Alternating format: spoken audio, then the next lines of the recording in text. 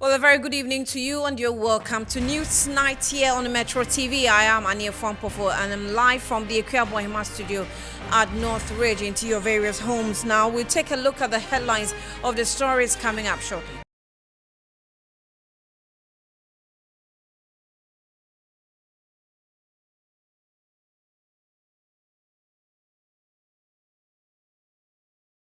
Parliament rises without deciding the fate of Domko Abinya MP Sarah Adjoa Safo. We'll give you the details of what happened in the August House.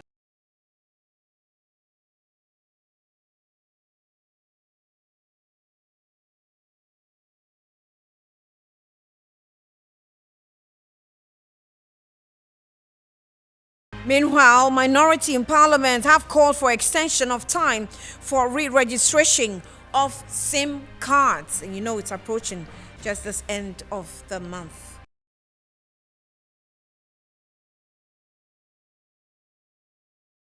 Showdown expected between residents of Mammobi in Accra and the Ayawaso West Municipal Assembly over a planned demonstration.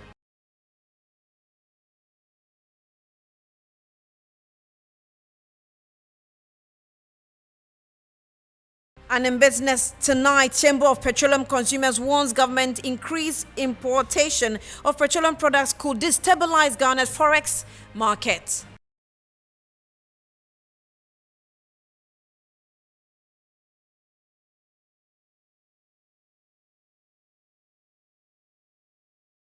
Also on international front, opposition senator pushed for President Muhammadu Buhari's impeachment.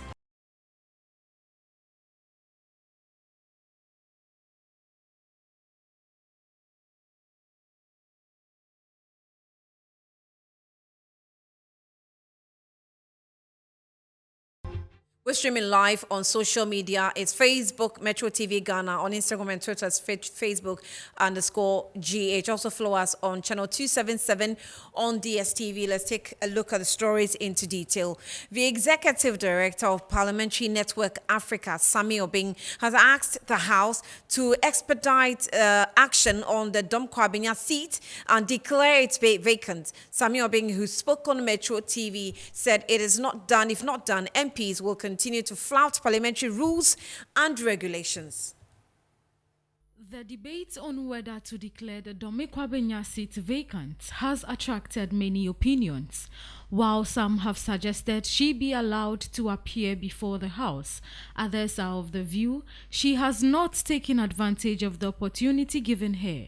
Speaking on a phone interview with Metro News, Sammy Obeng says any member of parliament that claims Adjoa Safo wasn't given enough opportunity to present her case is one who doesn't want to preserve the sanity and dignity of the parliament. He continued that if any attention isn't given to this case, any member of parliament can choose whether to appear or not before the Privileges Committee when called. I think that any member of parliament who still thinks that opportunity has not been given enough for explanation is one that, in my opinion, is not ready to protect the sanctity of the institution of parliament, is one that is not ready to preserve the dignity of the institution, because I keep saying that if they allow this to go unattended, members of parliament who now get hauled to the Privileges Committee or any other committee for that matter can decide that they want to take what I have decided to term as the Adjoa Safo approach. We will not come. We will not mind you. Do what you want to do. And if it is a precedent that gets set in parliament, it will be a very dangerous one that the institution will not be able to come out of anytime soon. He also believes that Adjoa Safo didn't utilize the opportunity given her to appeal before the Privileges Committee to plead her case. It's unfortunate that she wasn't able to take advantage of the opportunities offered by the committee. We had been advocating all the while that we think that in the face of natural justice, just like all the other MPs, she takes the opportunity, even with the privileges that were given to her, to be able to join virtually and all of that, to explain herself. You know, these things that she's explaining to us about the state of her children and all of that. You know, interesting as the issue is, we'll definitely have empathy for her and all of that. Okay. But the forum on which she chooses are not the fora for which you can explain these things out. If you speak about it on television or on your social media platforms, nobody really. The Parliament of Ghana is the House of Records. They do not take into consideration those ones. So the opportunity that was given to her, I think it's a missed opportunity. She did not take advantage of it, and perhaps this should serve as a very good example of how the institution must show that it's able to crack the whip, even if it's its own act that is God. He is of the expectation that the seat of Adrasafo will be declared vacant since she's been absent from Parliament for a whole year and has no business being there.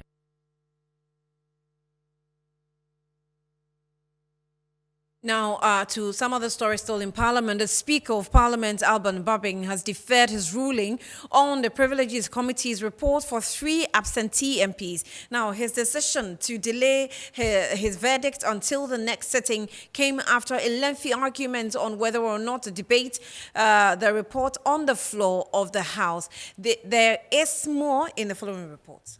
A member of Parliament shall vacate his seat in Parliament.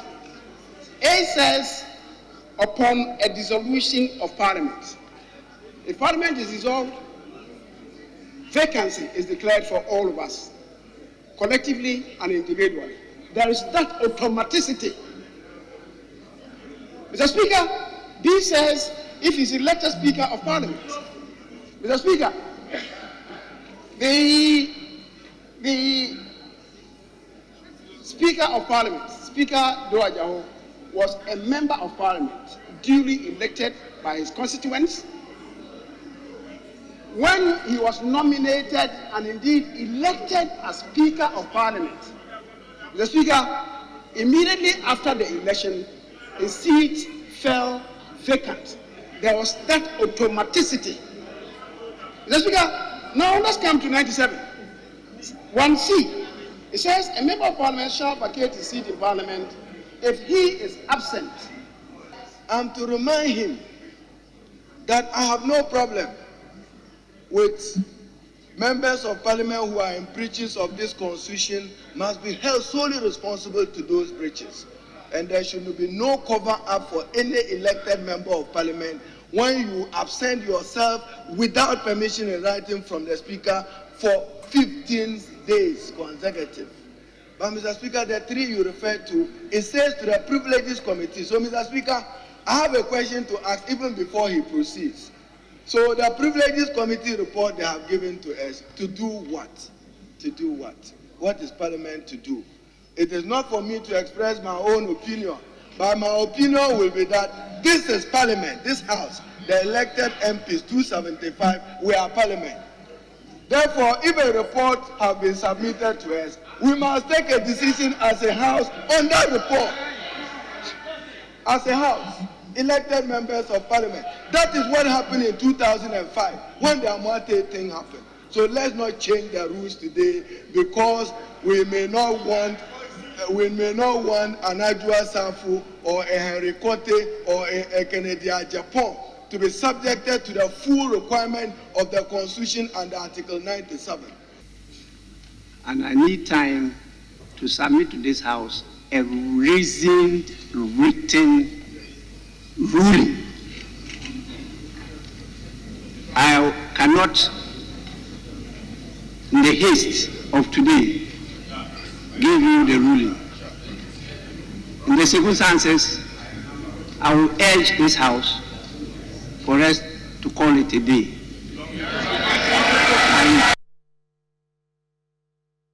All right, let's now do some more analysis on the issue at hand. Kina Likimani is the director of Special Program Ado Dikro, a parliamentary monitoring organization. She joins me via Zoom for a conversation.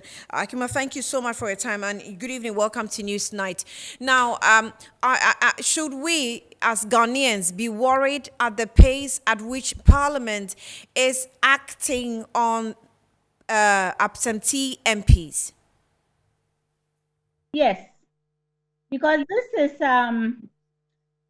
while for whatever reason, whatever his reasons were, while this particular speaker must be commended for moving the issue forward, since the beginning of the Fourth Republic, absenteeism has that it's a constitutional provision. That's one.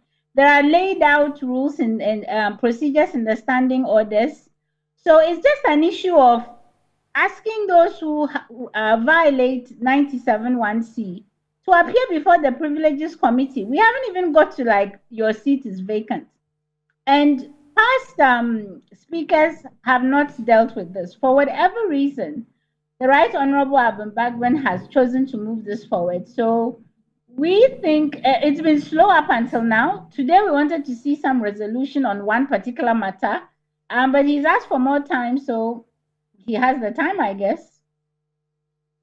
So, I mean, I'm sure Adra Safo's situation is a little unique considering the issues surrounding that, but we also have other MPs whose name have come up, about 30 of them, who are reported to have absented themselves. I mean, how should that be handled as well, alongside that of Adra Safo? The same procedure. The rules are, the procedures are clear for the privileges committee, and because they should be given an opportunity to account for their behavior, and that is even extending them a level of grace, right? It says that you are the first level of grace is that you are allowed to be absent 14 times without permission. So that's the first level of grace. Once you run afoul of that, then you must appear before the privileges committee for having been absent 15 days and more. And then you are to explain yourself. That's the second level of grace. Before they have to decide on whether or not your seat is vacant. There are 33 MPs on the list. So the same procedure has to go for the remaining 30. Yes, but why do you think there were just a selected few who were made to face the privileges committee? Because I think that people have, this question has come up a lot. And first of all, let me point out that the data is taken from the votes and proceedings. That list, Parliament publishes this every day that they meet. And there are 3 levels: absent, absent with permission, and then just absent. And it's quite easy, just looking at who is there and who is not, to have determined that Adra Safo is one of them, that Henry Korte is one of them, and that Kennedy Japan is one of them, because he is always on the absenteeism list. But for those that are like 15 days, they are right at the borderline, or 16, it's not intuitive. Like, you won't be able to see just by looking at the floor every day. The data has to be compiled. And that's what Odikro does. We take the votes and proceedings and we turn it into electronic form, and then we compile the data. So, Parliament doesn't do this for itself. I can't say why not, but here we are. That's why we do this, because we use open data. So some of it, that's what I'm saying, for whatever reason, this was brought up, particularly because Adra Safo, the Honorable MP for Domi-Kwabenya, was more than chronically absent. It was glaring, and I think maybe that is why they picked the 3. Yeah. I mean, I am not sure if I agree with you if you say that the speaker should be applauded for the steps he's taken, because I mean it's calls for a bit of some urgency with the way members of parliament are behaving, and this is a problem that's been existing for decades, years, hoping that parliamentarians would actually depart from this behavior, and that's not working. I do not think that the speaker. I'm not saying I'm just saying that in relation to his current attention as opposed to previous speakers, this has been a major problem of each parliament. Chronic absenteeism of a certain number of people that run afoul of the rule, and it's blatant disrespect. Odikro compiles this data, and the main target of the data is the speaker, and Ghanaians are beneficiaries. But the point is that every time we have compiled it, no speaker wants to take it forward. That's this particular speaker has brought onto the floor the issue of absenteeism. Let me just say, it's unprecedented. There's been even accusations from certain leaders of parliament that some MPs are not present, but they get people to mark them as present. So this is a big issue that even goes beyond the issue of the MP for Domain Kwabenya. So what I'm saying is that we are here now. Something is going to be said. Either her seat should be made vacant and a president is set, and the door has now been opened. So privileges committee should now do their job. It's a chronic problem. It's a big problem because it's a minimal requirement. At a minimum, MPs are supposed to go to parliament. So there is a rule you have to abide by. So why will Parliament rise without a ruling on this urgent situation? Well, today was the day they rose, so I think they come back in October. So hopefully, we were really hoping that the Right Honourable would a resolution will come before Parliament rises. All right, but it didn't happen. Right. Kina Likimani, thank you for your time. She's Director of Special Program at Odikro, a parliamentary monitoring organization. Let's still do some more stories from Parliament. And minority MPs on Parliament's Communications Committee have called on the Ministry of Communications to extend the deadline for SIM card registration. According to them, majority of citizens are yet to obtain their Ghana card, which is the sole requirement for registration. Indeed, this side of the house, this group, we've had the opportunity of doing a number of rounds. And even today and yesterday, if you went to the Accra Sports Stadium, you went to the Elwak Stadium, you went to the headquarters of the NIA, there are tens of thousands of Ghanaians lined up there for no other reason but the fact that they don't have a Ghana card which will permit them to regularize their SIM card and engage in other operations that are on the verge of being sanctioned as law. So we all know that accessibility to the Ghana card today is not available to millions of Ghanaians, tens of millions of Ghanaians, through no fault of theirs. Indeed, just about 2 weeks ago, the NIA was in this house to brief the house, and they themselves considered that not only do they not have offices across all the districts of this country, but that they are even handicapped in terms of even bare logistics. Let me state emphatically and without any iota of doubt that as a caucus, the minority caucus, we are not against any policy initiative that seeks to provide a clean, credible, reliable database of persons who hold SIM cards in our country and use SIM for transacting private or public business. However, we are against any attempt to illegally carry out what should be a legal mandate. We have maintained that the Parliament of Ghana has passed only one legislation for the registration of SIM cards. That legislation is LI 2006, which is known as the Subscriber Identity Model Registration Regulations. It remains a wonder and worry why the minister will want to abandon LI 2006, which is specific to SIM registration, and rely on another legislative instrument, LI 2111. A Ghanaian driver's license, a passport, a voter's ID card, or a national ID card, which we call the Ghana card, are legal and acceptable identification documents passed into law by the Parliament of Ghana. We are asking why the Minister for Communications and Digitalizations, through the NCA, is avoiding the use of the other three documents and insisting that we must use only the Ghana card. Ghana is governed by laws, and the respect for our laws and the respect for Parliament, which the Minister is a member of, is sacrosanct. Ghana's international standing as a beacon of digital growth and development is threatened by this policy incoherence between government agencies. The NIA, a state agency under the Ministry of Interior, is the sole body for the issuance of Ghana cards and has proven to be unable to meet the demands of Ghanaians who have made a request for the Ghana card. The NIA's operations are fraught with a lot of systemic challenges. We have grouped 5 of these challenges that the NIA faces. The first is persons whose cards have been missing and have gone to the NIA for replacement and are unable to get replacement cards. The second group is persons who registered since 2018 and whose cards have been printed but are in different locations.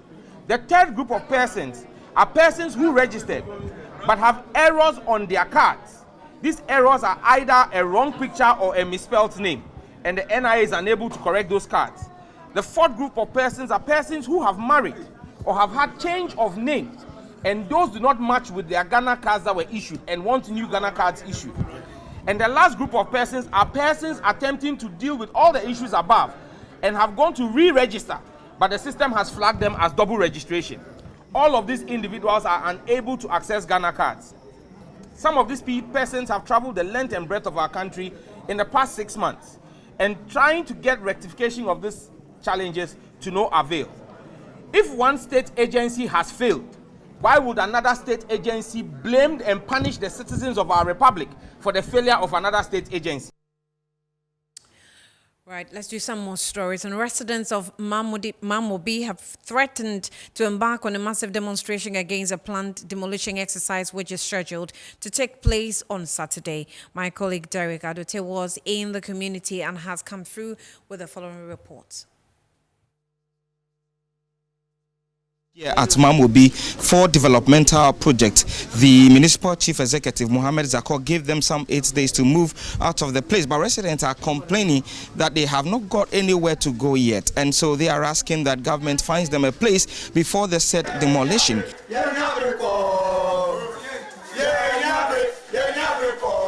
The fast-growing slum within the Ayawaso West Municipal Assembly is home to thousands of households who operate stalls, barbering shops, gaming and sports betting centers as their mainstay.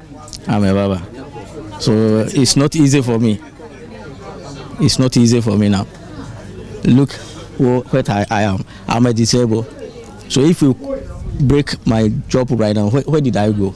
And what food did I eat? I don't have anything work to do. I can't do any hard work. So where am I going now? Or I should go and beg before I'll eat? Senior, the thing is paining me.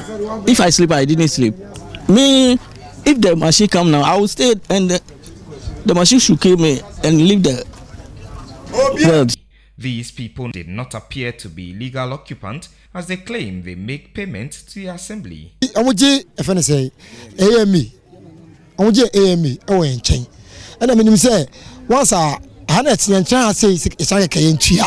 Whilst some residents are asking for an extension in the deadline given to them, others want government to give them a new place to move to. So any problem, you can see per month, you pay. Oh my baby. Because they threatened to embark on a demonstration if their calls are ignored. We are going on a massive day. We've written a petition to the office of the presidency, the municipal, everywhere.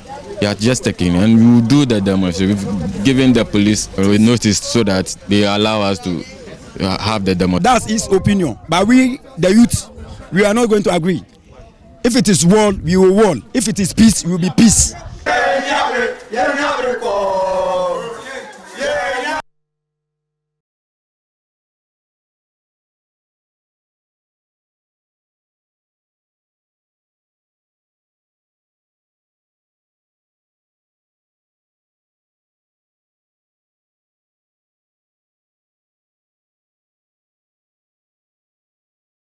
You're welcome back to News Night here on Metro TV. Now, government has released about 57 million cedis in feeding grants and student allowance for the 46 colleges of education in Ghana.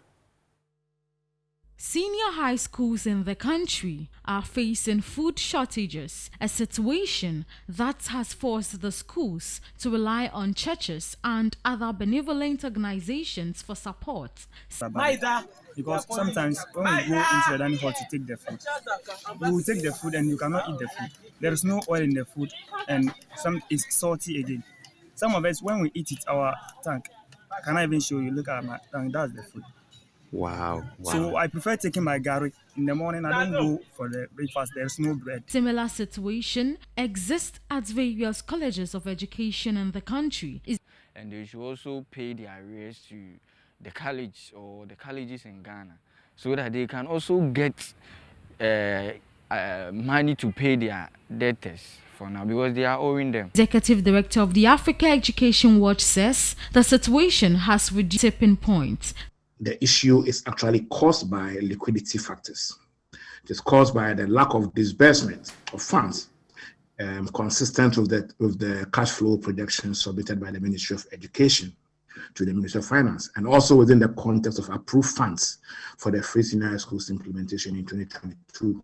That is why we are owing suppliers up to 340 million. So obviously, we all know that it's a liquidity issue. That is why an opportunity to address, and review financial issues as presented by the mid-year budget was one for the Minister of Finance to assure stakeholders, assure parents of the measures that it is putting in place to ensure that this issue becomes history. Spokesperson for the Ministry of Education, Kwesi Kwarteng, said the problem is being addressed. Do with the fact that the program or the free research program cannot be funded. It has more to do with cash flow challenges. In a related development, the government has released 57 million cedis in feeding grants and student allowances for the 46 colleges of education in Ghana. In a statement, the Ministry of Education said it was committed to improving and sustaining quality education and therefore commits to sufficiently supply and collaborate with the institutions. Now, pupils of Kasaping in the Sinafun North Municipality have to engage in menial jobs to afford secondary education. The basic school pupils have taken to farming to fund their secondary school education and are also worried about the lack of a senior high school in the community. Akwesiado's reports. To bring secondary education closer to the people, the Kasapim community established the Uredu Brimpom Senior High School, expecting government to adopt the school. Currently run as a private school, but with a moderate fee system, it is still a daunting tax for parents in paying fees. Students have no option but to farm to enable them afford basic things for school. Government in 2015 began the construction of a senior high school facility which have replaced the community established senior high school, but change of government grounded the project. Weeds have taken over portions of the building and some walls have already begun falling. Here are some students with high anticipation of seeing the E-block completed. For the government, it seems she has given free SHS for others, but for we here, we don't have free SHS, so it is difficult for us to pay our school fees. I will plead on the government to complete the E-block. Now, our school classrooms are not enough, which we are forced to use the E-block, which is not complete and is not safe for us, the students. For school authorities of the local senior high school, the infrastructure deficit has forced them to move some of the students to the uncompleted E-block. The place is currently also serving as an examination center, but with only wood slabs mounted to prevent accidental falls. School authorities want government to complete the E-block just so students can have more conducive environment to study. The environment is not conducive. So looking at it this way, we have a whole lot to do. Infrastructure-wise. Some years to come, the school will be absorbed by government. We have even started far long, 2015, I started going to Accra secondary education services and co. But that didn't yield any result. For residents of Kasapin, completing the project will improve education in the community. Honorable Ivan Sepoku will be, and the Honorable George Bachu, our foreign minister, to also consider to do something to support what the former president did, to complete this structure for the community. Al Hassan Dawood is the project supervisor for the Kasapin E-Block project. Even though there is no work on site, he continues to ensure safety of what is left there. Then you went to the top and you see the flames have been nailed. So we are waiting for another go ahead so that we can continue with what is. Now, the newly elected General Secretary of the new Patriotic Party, Justin Frimpong Kodia, has argued that the NPP is the only political party in history to implement social intervention policies. Justin Kodia said the party needs unity to win election 2024. He was addressing the media in Accra as the party celebrates its 30th anniversary. The new Patriotic Party, as part of its 30th anniversary celebration, held a media engagement at the party's headquarters. This is to outline activities earmarked for the celebration. Delivering his address on the party's works and history, the General Secretary Justin Frimpong Kodia noted how new media has tried to dent the party's image. Other leaders such as Bafo Sakuto and Obechebi Lamte were imprisoned for long years, whilst others, like Professor K.A. Buzia, went into exile. Today, it all sounds almost unbelievable to a generation of Ghanaians who have grown up in an era of tilapia cartoon and an atmosphere of multi-party democracy and freedom of speech. Today, there are Ghanaians who take the open abuse of a president of the republic as a normal and regular phenomenon. Today, demonstrations are things we take for granted, just as private radio stations and the free press. Frimpong Kodia further touted his party as the best in implementing social intervention policies in Ghana's political history. In the history of this country, even since 92, no government has been able to implement or introduce infrastructure development than President Kufuor and His Excellency Nana Dankwa Akufo-Addo. You can name it, and we throw a challenge to the NDC. They should tell us the social intervention that they brought in this country. We can start naming them. If they like, they can come. We can argue with them. We can talk about the free maternal care, school feeding, metro mass, cocoa mass paying, and what have you, capitation guy and the rest. And His Excellency Nana Dankwa Akufo-Addo's tenure. We saw how the economy was prior to 2017. All right, so how he transferred the economy was. He further reiterated the party's commitment to break the eight. Nobody can underrate the difficult task that lies ahead. Since 1992, every political party, the maximum you can get is 8 years. And we are saying that we want to go beyond 8 years to 12 years. And if you're able to do it, it will become historical. And therefore, it demands hard work and different strategy and policy before we can be able to break the eight. But also, most important, we can break the eight with a united front. The anniversary is under the theme, Our Shared Tradition, Holding and Working Together for a Stable and Prosperous Nation. Shadrach Odame Ejai, Metro News. We have what to say.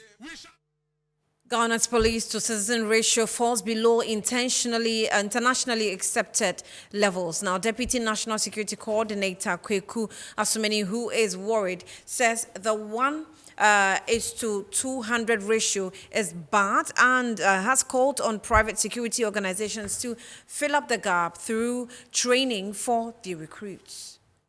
As part of measures to strengthen the face of security in the sub-region, International Security Community, ASIS, with the Ministry of National Security and Ministry of Interior, organized the first ever hybrid conference dubbed the Africa Security Conference 2022 at the Accra International Conference Center on the theme Private Security and its Role in Business and Government in Africa. Addressing the conference participants, Deputy National Security Coordinator Kweku Asumeni bemoaned the level of professionalism exhibited by some private security firms. Some of the private security firms have become a liability, particularly for customers who patronize them. More worrying is the fact that a number of such private security entities have become avenues for training desperate youth who, upon realizing the inadequacy of their remuneration, resign and utilize the minimum training acquired to perpetrate crimes such as armed robbery. He urged private security firms to adequately invest in the training and recruitment of private security personnel. He believes such investments will properly position private security firms to close gap created in government security firms. Currently, the police to citizen ratio of Ghana stands at 1 to 1,200, a ratio far below the United Nations minimum ratio of 1 to 500.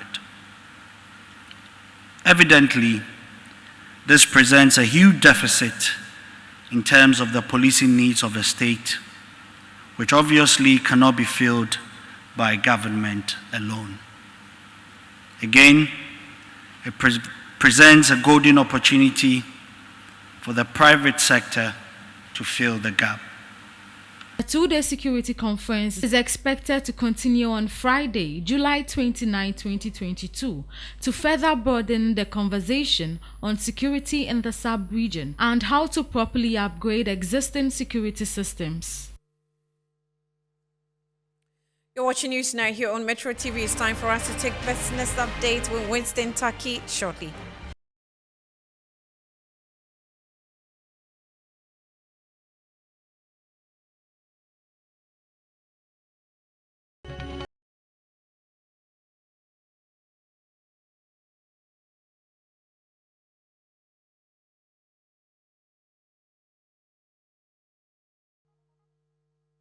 Welcome back to News Night Live on Metro TV. My name is Winston Taki.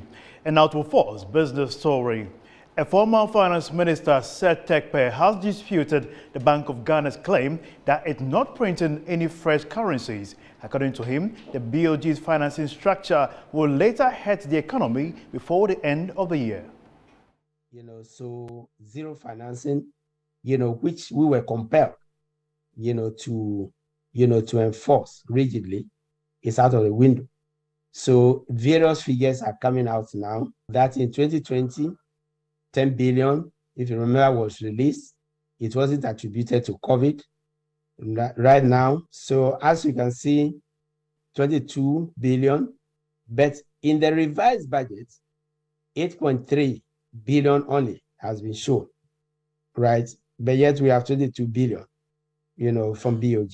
This is dangerous, because even if BOG is paying from its own balance sheet, it is hurting the balance sheet of BOG, which had to be, I believe part of the ERP sub measures, was to inject some funding, to strengthen, the central bank. And if it is not coming from its reserves, so we're talking about 32 billion, close to the deficit for 2022. If you take the 2020 and then the current, financing, and this is just Q2, so we are not yet into the second half year. Is BOG going to continue with this financing? And if it is, its reserves are depleted, we know it already. It's shown in the exchange rate and whatever, and the money which it gives to government already. Then are we printing? This is where the deduction that we are probably printing currency. And I think it's about time. I recall very well, the inability in quotes of the governor to attend to even parliament, when it was summer. Now, away from that, the Chamber of Petroleum Consumers has warned that government's increased importation of petroleum products from $2.8 billion in 2021 to $5 billion in 2022 could destabilize the forex market in the short to medium term. Because we are an import-driven economy when it comes to petroleum products, at any given point in time, Ghana is going to lose. So even your windfall will be used as a forex differential or a forest balance, and that is going to cost this particular economy so dearly. So COPEC's argument still stands that we need to make sure that TOR works, and if TOR works, I think some of this balance of trade in the oil sector will be corrected, and Ghana will get a competitive advantage in terms of oil price on the international market. If prices were to remain stable and constant compared to last year, Ghana wouldn't have been observing this huge $2.8 billion exports from the oil sector. Now, on the import, you also observe that first half of 2021, we imported about 1.7 billion. Same period, 2022, we're importing 5 billion. And that has been COPEC argument that because we do not refine, whenever prices on international market skyrocket, it affects us. And that is why we are spending an excess of about 3 billion to import petroleum products into this country. And I'm saying excess because if you compare our import to our export, it is almost about $3 billion. And Ghana cannot continue to have this trade deficit only on oil. It means that locally we need to put certain intervention in place to make sure that we refine our products here. That's how we wrap up on business here on Newsnight. My name is Winston Taki. Sports is next with John Forte after this break. Keep watching.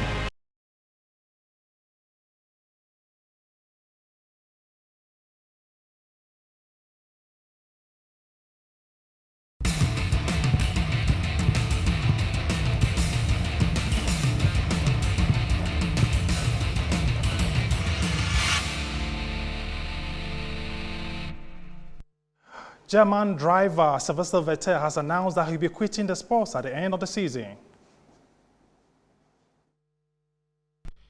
Four-time world champion Sebastian Vettel has announced he will retire from Formula One at the end of the 2022 season. After making his debut in 2007, Vettel went on to win 4 consecutive world championships for Red Bull between 2010 and 2013, the first of which made him the sport's youngest title winner. The 35-year-old German, who spent 6 years with Ferrari after joining the Italian team in 2015, will see out the remainder of his final campaign with Aston Martin.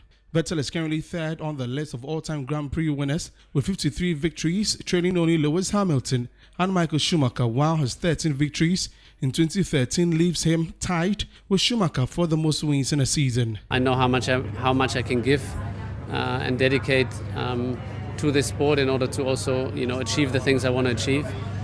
And it also takes a lot of time, and time that you have to, probably at the beginning take away from nowhere else because there's nothing else. But since I grow and things grow around me, my children are growing, it's time away from them and time away maybe from other interests that I've grown. And at some point you reach a point where it starts to feel maybe not so clear about the next year. And the truth is, it's been a process over, several years. Obviously, the final decision I took yesterday, I told the team, but leading to that is not, a race or 2 races or several weeks. It's more, it's much more than that. Vettel, who is set to sign off at the season-ending Abu Dhabi Grand Prix in November, which will mark his 300th race, has become known for activism in the latter stages of his career.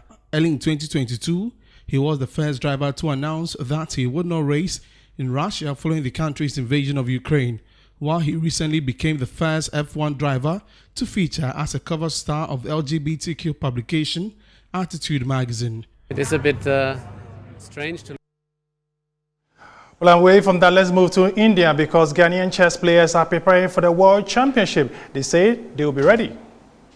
The World Olympiad Chess Championship is set to take place in the Indian city of Chennai as a total of 10 top chess players are scheduled to represent Ghana. The 44th World Chess Olympiad is scheduled from 28 July to 10th August 2022. Qualification to be on the team was based on performance in the annual National Chess Championship organized by the Ghana Chess Association in Accra. National champion Dr. Kwabena Edupoku, Bernard Enshire, John Kojo Hasford, Clinton Fomevo, and Lionel Edu Jr. placed first to fifth respectively in the Opens category to qualify for the Opens team. The women's division, however, saw national women's champion Toby Abena Felix, Maud Benson Jijo Doche, Christiana Ashley and Tiwa Abena Apao make top 5 to constitute the women's team. The Olympiad is the biggest event on the International Chess Federation calendar and is expected to attract over 2,000 players from 187 countries. The Indian city of Chennai replaced Moscow, the original host city, following Russian sanction earlier in the year over their invasion of Ukraine. The Ghana team will be reunited with their coach. Well, just before we go away, let's go to Birmingham because the 22nd edition of the Commonwealth Games is underway. I'm talking about the opening ceremony. You're seeing pictures on your screens over there. 72 countries, including Ghana, Sierra Leone, Nigeria, South Africa, Malaysia, are all participating in the 12-day championship taking place in Birmingham. You're seeing those beautiful pictures coming from the city of Birmingham in the United Kingdom. It was Prince Charles that did the opening ceremony on behalf of the head of the Commonwealth, Queen Elizabeth.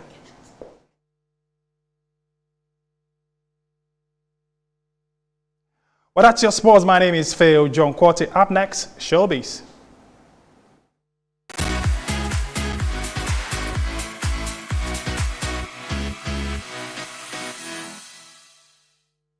Well, it's time for entertainment news now. Internationally acclaimed musician and founder of Hewale Sounds, Delabotri says Ghanaians like borrowing in all aspects. Ta's songs produced from Ghana has borrowed identity. We as a Ghanaians, we like borrowing too much. We like copying. I will tell you one thing. When Jimbe, Ni Afroso will tell you the same. When Senegalese brought their style of music to Ghana, or Ghanaians started seeing their kind of performances, then we started copying too much of what they have and leaving ours.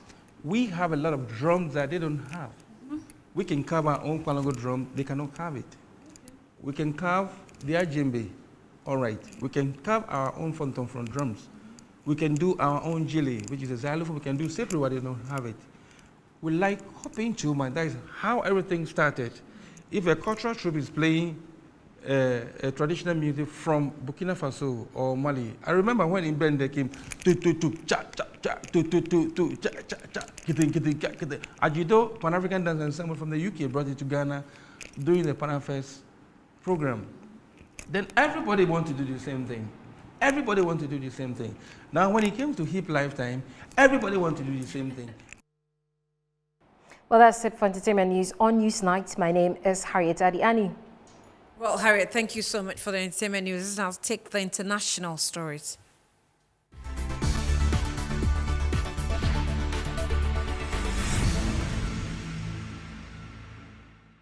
Nigerian opposition senators have pushed for President Muhammadu Buhari to face impeachment 10 months before the end of his second term in office over the country's spreading security problems. At a closed Senate session, senators of the People's Democratic Party tried to introduce a motion giving Buhari 6 weeks to improve the country's security or face impeachment. Over 22 million Kenyans are eligible to take part in this year's polls, with young people accounting for less than 40% of that number. The Independent Electoral and Boundaries Commission said many have no interest in participating in an electoral process they widely dismiss as corrupt and pointless. The UK economy has shrunk for the second quarter in a row, a milestone that in many countries would be considered an economic recession. But the contraction at the annual rate of 0.9% in the 3 months of July has drawn widespread attention as worries about the economy grow. Prices of groceries, petrol and other bases are rising at the fastest pace since 1981. The German city of Hanover has turned off the heating and switched to cold showers in all public buildings because of the Russian gas crisis. It is the first big city to turn off the hot water after Russia dramatically introduced Germany's gas supply. Germans have been told to expect sweeping gas reduction measures and extra charges on their energy bills. And that's all time will allow us this evening on News Night. It came to you live from the Akua Bohema studio at North Ridge. We also stream on metrotvghana.com, channel 277 DSTV as well. I am Annie for Ampofo. Thanks for watching. Good night.